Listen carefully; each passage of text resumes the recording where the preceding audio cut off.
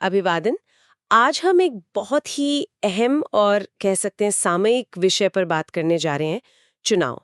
खास तौर पर जब बिहार में चुनाव आते हैं, तो एक वोटर के तौर पर हम अपना वोट सोच समझकर कैसे डालें। हमारे पास ना इस पर कुछ काफी डिटेल्ड प्रैक्टिकल नोट्स हैं जो किसी ने भेजे हैं, और इनका मकसद बिल्कुल साफ है। ये समझना कि भाई वोट देना सिर्फ उंगली पर स्याही लगवाना या बटन दबाना नहीं है। ये वो फैसला है जिससे तय होता है कि अगले 5 साल बिहार जाएगा किधर। तो चलिए इन नोट्स के जरिए ही समझते हैं कि इस जिम्मेदारी को ठीक से कैसे निभाएं। ठीक है, तो सबसे पहले ये समझना जरूरी है कि हम किन हालात में वोट डाल रहे हैं। बिहार की मुख्य चुनौतियां क्या हैं आज, जैसा इन नोट्स में बताया भी गया है। ये जानने से मुझे लगता है हमें अपनी प्रायोरिटी सेट करने में मदद मिलेगी। बिल्कुल। देखिए, कोई भी फैसला लेने से पहले जमीनी हकीकत पता होनी चाहिए।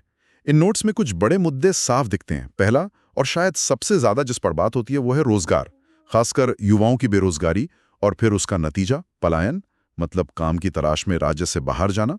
ये एक बहुत पीढ़ियों को प्रभावित करने वाली समस्या है। हाँ, मजबूरी में बाहर जाना। जी। और दूसरा बड़ा मुद्दा है बाढ़ और आपदा प्रबंधन।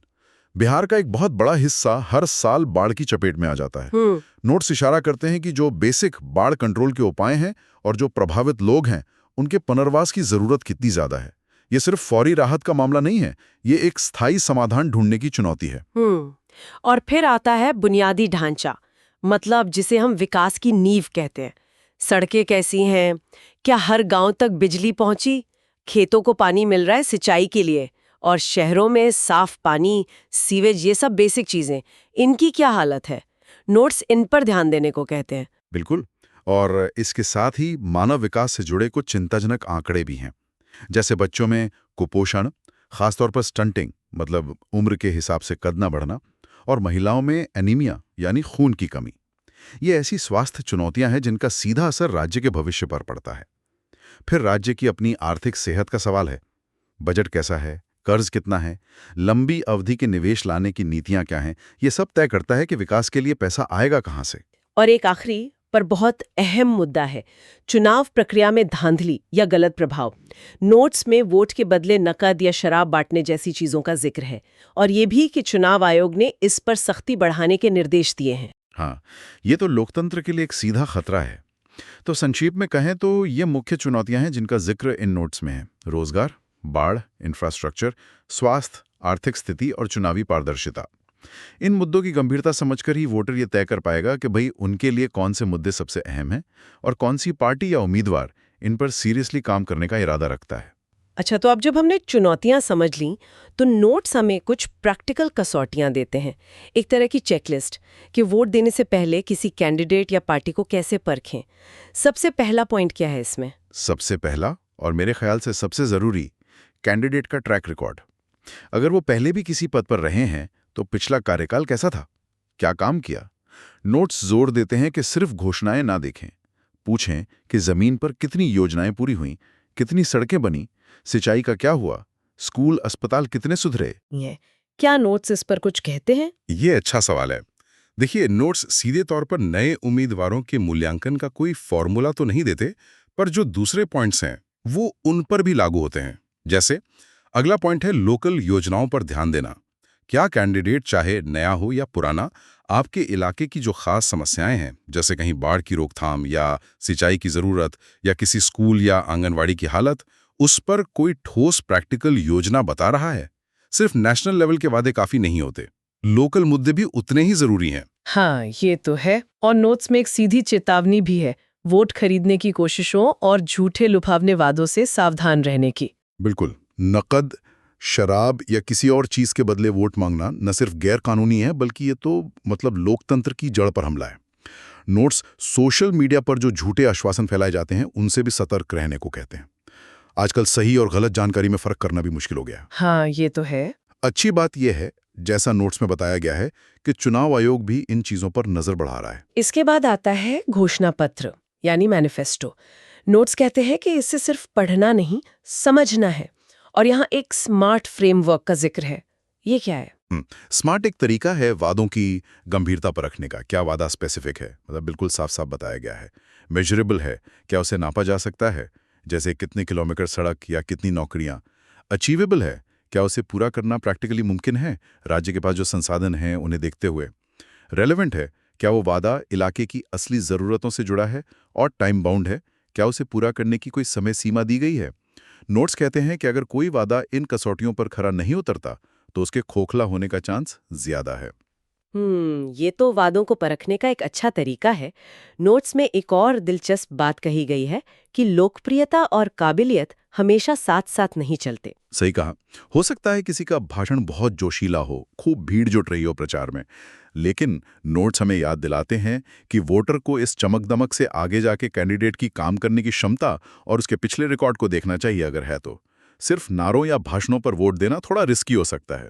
और आखिर में पार्टियों के फाइनेंशियल डिसिप्लिन पर भी नजर डालने का सुझाव है। हाँ, नोट्स इशारा करते हैं कि जो पार्टियां सिर्फ खर्चा बढ़ाकर लुभावनी योजनाओं के जरिए वोट पाने का एक साइकिल चलाती हैं, वे शायद राज्य की लॉन्ग टर्म वित्तीय सेहत के लिए ठीक ना हो। वोटरों को सोचना चाहिए कि क्या पार्टी के वादे राज्य के बजट के दायरे में हैं? क्या उनके पास इन वादों को पूरा करने के लिए कमाई का कोई रियलिस्टिक सोर्स है, या वो सिर्फ कर्ज बढ़ाएंगे? तो ये थोड़ा मुश्किल लेकिन जरूरी सवाल है। तो ये तो हो गई मूल्यांकन की कसौटियां। अब आते हैं उस हिस्से पर जो शायद सबसे ज्यादा प्रैक्टिकल है। नोट्स में वोटरों के लिए कुछ ठोस सवाल सुझाए गए हैं जो वे सीधे कैंडिडेट या पार्टी से पूछ सकते हैं। लिस्ट तो काफी लंबी है, करीब 20 सवाल हैं। सबको गिनाना तो शायद मुमकिन ना हो। कुछ मुख्य तरह के सवालों पर बात करते हैं। हाँ, पूरी लिस्ट गिनाने से बेहतर है कि हम सवालों की प्रकृति को समझें। नोट्स में जो सवाल हैं वो असल में जवाबदेही तय करने वाले हैं। जैसे कुछ सवाल सीधे पिछले प्रदर्शन पर हैं। अगर आप पिछली बार जीते थे तो अपनी 3 सबसे बड़ी उपलब्धियां आंकड़ों और सबूतों के साथ बताइए। ये सवाल सिर्फ दावा नहीं, सबूत मांगते हैं। और कुछ सवाल सीधे बिहार की बड़ी चुनौतियों से जुड़े हैं, जैसे बाढ़ का मुद्दा। सवाल इस तरह के हैं, आपकी बाढ़ रोकथाम की ठोस योजना क्या है?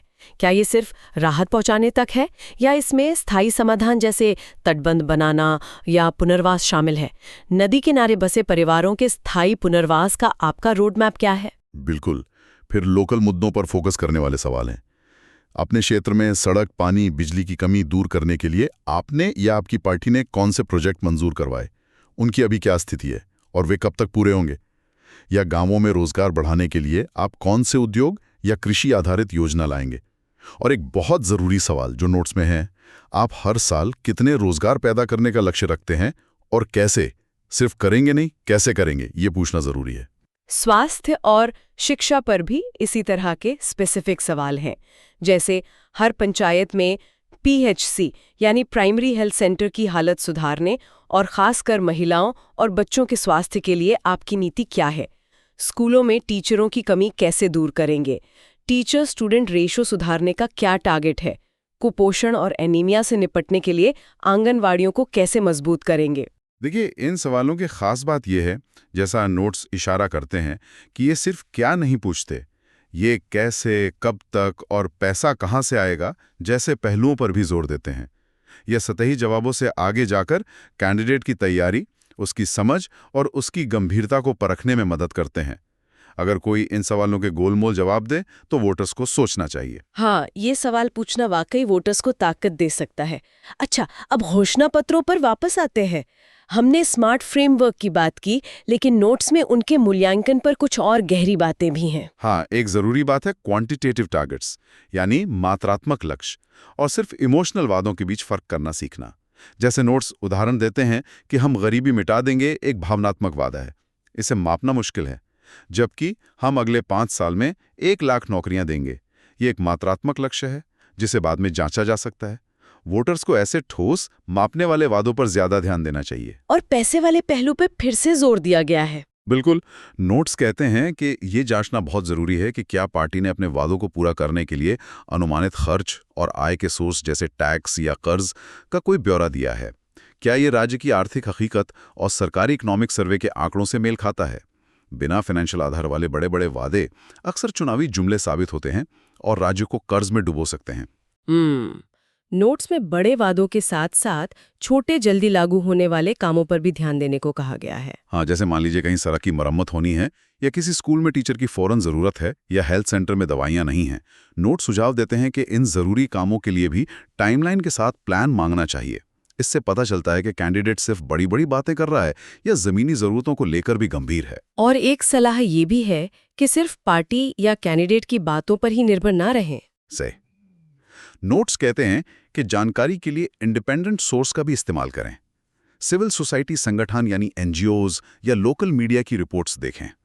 क्या कोई वादा जो आज किया जा रहा है वो पहले भी किया गया था और पूरा नहीं हुआ?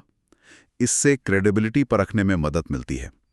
एक जागरूक वोटर को कई एंगल से जानकारी लेनी चाहिए। तो हमने चुनौतियों को समझा, उम्मीदवारों को परखने के तरीके देखे, सवाल पूछने की अहमियत जानी और घोषणा पत्रों का विश्लेषण करना सीखा। अब आते हैं वोटिंग के दिन और उसके आसपास के प्रैक्टिकल कदमों पर। नोट्स इस बारे में क्या कहते हैं? सबसे पहले तो कुछ बेसिक मगर जरूरी चीजें पक्की करने की सलाह है। जांच लें कि आपका नाम वोटर लिस्ट में है या नहीं। अपना पोलिंग बूथ और वोटिंग का सही टाइम पता कर लें। वोट डालने के लिए जो जरूरी आईडी है, जैसे वोटर आईडी कार्ड या आधार कार्ड, उसे तैयार रखें। ये छोटी छोटी तैयारियां आखिर टाइम की भागदौड़ और परेशानी से बचाती हैं। और फिर वो सेंसिटिव मुद्दा आता है, वोट खरीदने की कोशिशों का। इस पर नोट्स की सलाह बहुत साफ है। हाँ, और ये बहुत जरूरी है। नोट्स साफ तौर पर कहते हैं कि अगर वोटिंग के दिन या उससे पहले कोई आपको नकद, शराब या किसी और तरह का लालच देकर वोट खरीदने की कोशिश करें, तो ऐसी गतिविधि का खुद से फोटो या वीडियो रिकॉर्ड करने की कोशिश ना करें। अच्छा, क्यों नहीं? ऐसा क्यों कहा गया है? नोट्स इसके पीछे दो वजह बताते हैं। एक तो आप फालतू के कानूनी पचड़ों में पड़ सकते हैं, और दूसरा आपकी अपनी सेफ्टी को खतरा हो सकता है। इसके बजाय सलाह यह है कि ऐसी किसी भी संदिग्ध गतिविधि की सूचना तुरंत और सीक्रेट तरीके से चुनाव आयोग के हेल्पलाइन नंबर्स पर या लोकल पुलिस को दें। चुनाव आयोग की निगरानी वैसे भी इन मामलों में बढ़ी है और आपकी सूचना कार्रवाई में मददगार हो सकती है। ये ज्यादा सेफ और इफेक्टिव तरीका है। ये वाकई एक प्रैक्टिकल और जरूरी सलाह है। नोट्स में एक और पॉजिटिव पहलू भी है। हाँ, वो ये कि अगर आपकी नज़र में कोई ऐसा कैंडिडेट है जो ईमानदार है, विकास की सोच रखता है, लेकिन शायद उसके पास चुनाव लड़ने के लिए उतने पैसे नहीं हैं या उसका प्रचार उतना जोरदार नहीं है, तो नोटा सुझाव देते हैं कि एक जागरूक नागरिक के तौर पर आप लोकतांत्रिक दायरे में रहकर दूसरों के उसके बारे में सही जानकारी देकर जागरूक कर सकते हैं। ये भी लोकतंत्र को मजबूत करने का एक तरीका है। और आखिर में नोटा का विकल्प भी है। बिल्कुल। अगर किसी वोटर को लगता है कि मैदान में मौजूद कोई भी उम्मीदवार उनकी उम्मीदों पर खरा नहीं उतरता या उन्हें कोई सही विकल्प नहीं दिख रहा, तो ईवीएम मशीन में नोटा यानी इनमें से कोई नहीं का बटन दबाने का ऑप्शन भी है। हालांकि जैसा नोट्स में इशारा किया गया है, नोटा वोट आपका असंतोष तो दिखाता है, पर मौजूदा नियमों के तहत चुनाव के विनर पर इसका सीधा असर नहीं होता। इस पर वोटर्स को खुद सोचने की जरूरत है कि वे इसका इस्तेमाल क्यों और कैसे करना चाहते हैं। तो इन नोट्स के जरिए हमने बिहार चुनाव के संदर्भ में एक जागरूक वोटर बनने के सफर को समझने की कोशिश की है। हमने देखा कि कैसे बिहार की चुनौतियों को पहचानना, उम्मीदवारों के ट्रैक रिकॉर्ड को परखना, उनसे सही और मुश्किल सवाल पूछना, घोषणा पत्रों का गहराई से विश्लेषण करना और वोटिंग के दिन प्रैक्टिकल कदम उठाना, ये सब एक सोचा समझा निर्णय लेने के लिए जरूरी हैं। हाँ, अगर हम इन सभी बातों का सार निकालें तो नतीजा यही है कि वोट देना सिर्फ एक अधिकार नहीं है, ये एक बहुत बड़ी जिम्मेदारी है। जैसा हमने शुरू में कहा था, ये सिर्फ एक बटन दबाने का काम नहीं है, यह अगले 5 सालों के लिए राज्य के भविष्य की दिशा तय करने वाला फैसला है।